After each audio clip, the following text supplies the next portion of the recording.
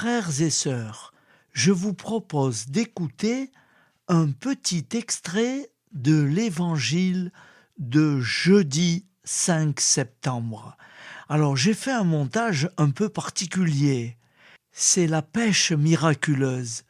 Vous allez voir, c'est un avant-goût. Ce sera l'évangile de jeudi.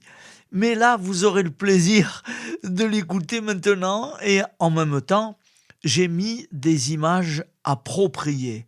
Alors, il n'y a pas de musique, c'est simplement l'explication de la pêche miraculeuse. J'ai vraiment eu l'envie de donner une certaine valeur à cette pêche miraculeuse de notre Seigneur Jésus-Christ.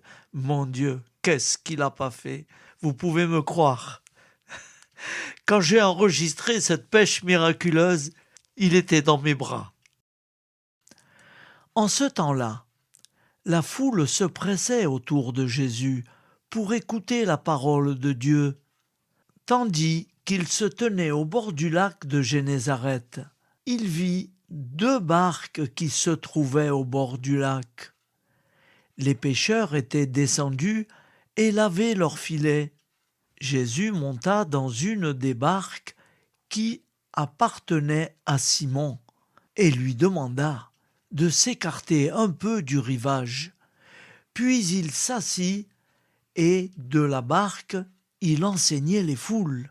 Quand il eut fini de parler, il dit à Simon : « Avance au large et jetez vos filets pour la pêche. » Simon lui répondit : « Maître, nous avons peiné toute la nuit sans rien prendre.